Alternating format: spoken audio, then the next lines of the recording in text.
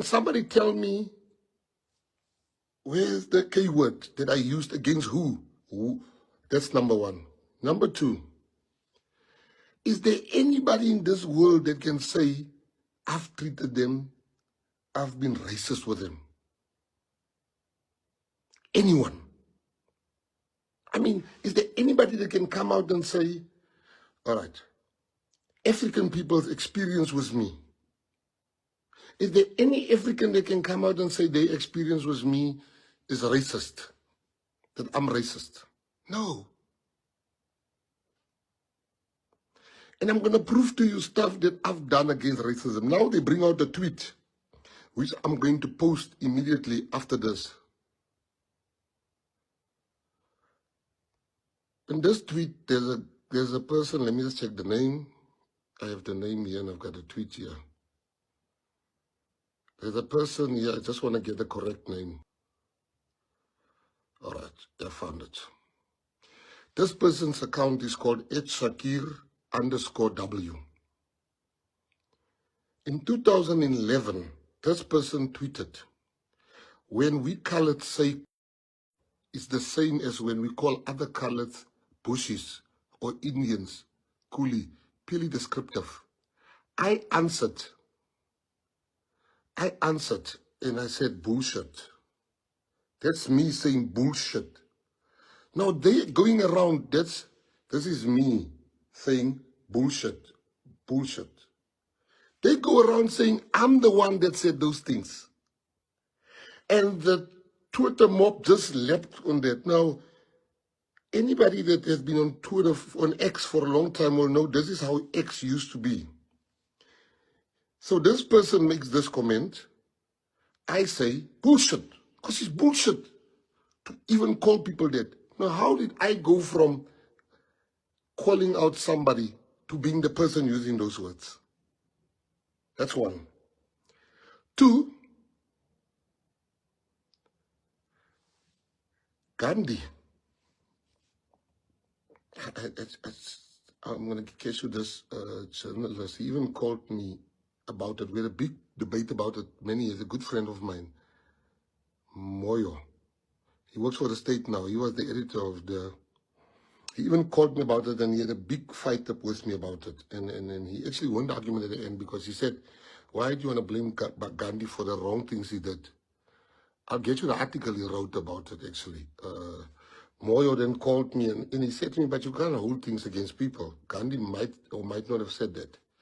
Now, I then wrote, I said, verbatim, I quoted Gandhi, so you must Google on your own. Is it Gayton McKenzie's words or is it Gandhi's words? At the end of the tweets where they say I used the word, I quoted Gandhi and I said, Gandhi at the end. Now, all you need to do is you can Google my tweet and see on the internet, did Gandhi say those words according to the internet? Did Gandhi use the word? Did Gandhi say those words? That's number two. I'm saying to you, Gandhi said those words, and if I just wrote those words without putting their Gandhi at the end, then I would have been guilty. So I'm giving you number two. Right. But what angers me is that every journalist worth his salt can just go look at it and say, no, this is not what he said. There's a man that I despise on Twitter. He's been attacking me forever. But his name is Gulam. Gulam is the only one that looked at this thing and says, but this is not what the minister said.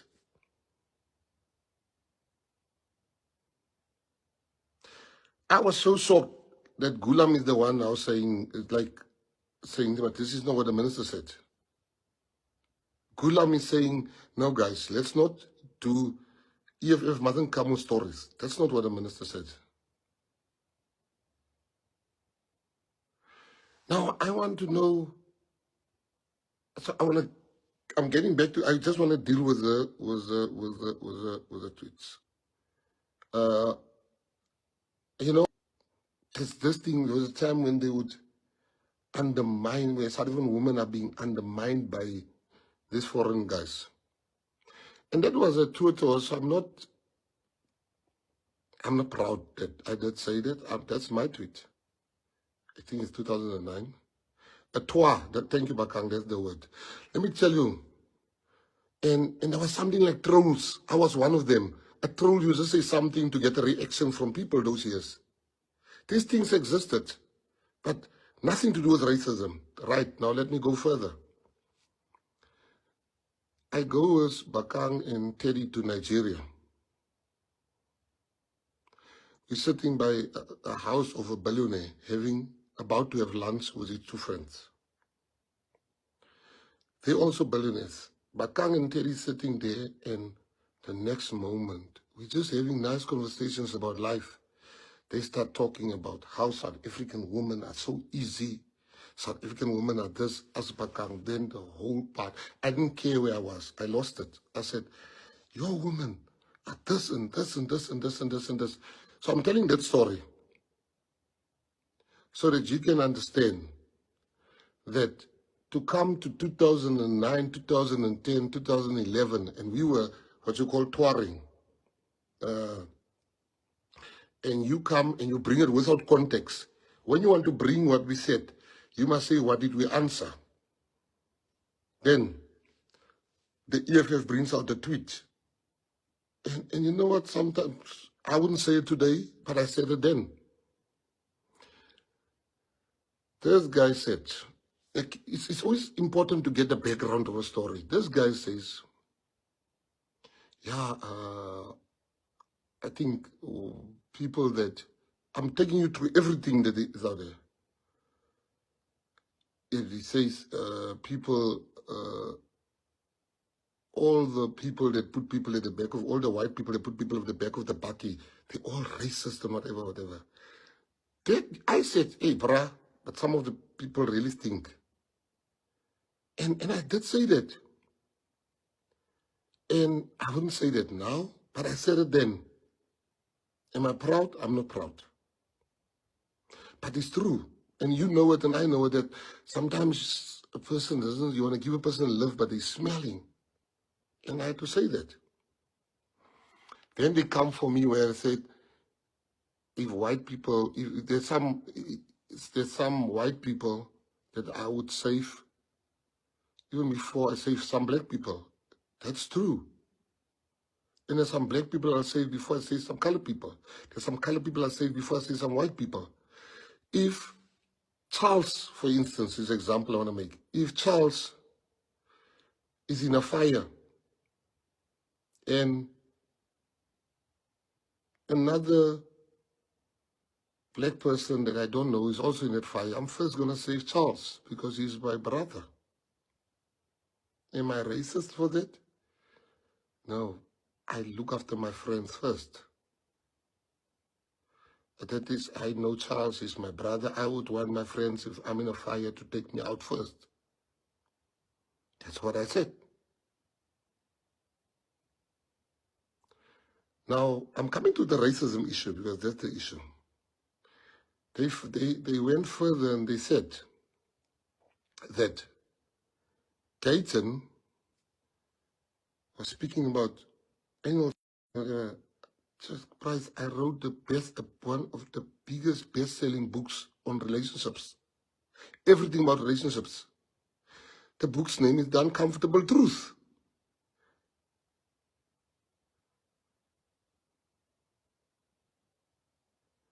So when you write a book, you put lines that's in the book and you put it in. That's how we used to promote the books. They went further and they said that I said, I'm just trying to go through all the tweets that they said. They then went further. I want to answer. Charles says, you better save me, man, because I'm saving your ass over the white guy. Charles, don't make me laugh. I'm busy here. Now, don't come with me with lies. And people are jumping on the bandwagon. You're racist, you're racist, you're racist, you're racist, you're racist. You are a victim of the orchestrated campaign. Imagine, think back, you know how deep they had to go to come to 2011. And then EFF, Mashaba, he's got problems in his own party. People are leaving, joining us, joining everyone. In this country, the first opportunities goes to Africans before it comes to us. They must first eat, then we eat. That's the law. If a black child and a colored child and a white child go and look for a job, the black child is going to get preference, then the colored child, and then the white child.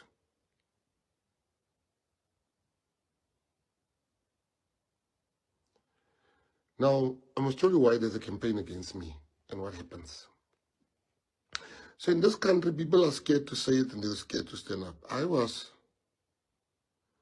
a member of the African National Congress.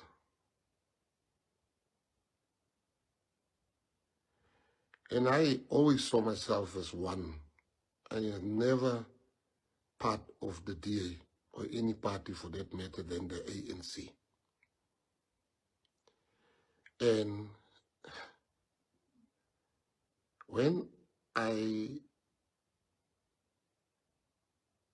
realized the national question is not being addressed, because colored and black people are the same. They fought the same struggle. I always tell you, when they jailed Walter Sisulu, they jailed Neville Alexander. When the police killed Steve Biko, they killed Ashley Creel. When they killed Andrew Zondo, they killed Alton French. When they imprisoned Mandela, they also imprisoned Harry the Strandloper. When they hanged Solomon Mahlangu, they also hanged Rivers. When they, June 16, we had the Etlun massacre. That's our story. It is intertwined, it is together with black people. But when the opportunities came, colored people were put one side, and that is where the fight starts. The fight started there. 3 weeks ago, one weekend, 23 people died. There was not one moment of silence. There was no flag. This fight, gangster fights, has been going on for the past decades. Nobody does nothing about it. I am the one, when there was in Menenberg in 2013, when 83 people died over the period. Every day was 5, 6 dying in Menenberg. I took the leaders of the Americans and the HLs, the hard-living kids. I made peace there together with my team and General's father and all those people. We made peace. In Worcester, when the people children couldn't go to school, Gayton McKenzie went there with his team. Last year, when there were, which place was it? We went to go make peace between the gangsters. And I want to prove that I want you to know that the guns that kill colored people all come from the police force. And that will be what I'm going to take to the commission. How come for 3 decades the police guns are killing people and nobody really, they've only had 2 arrests, I think. Vieri and those people, when they were investigating colored policemen, when they cracked this case of who gives the guns,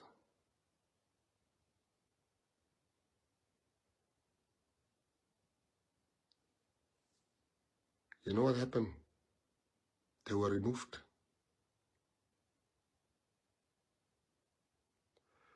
Colonel Kania was shot in front of his house because he was also making inroads.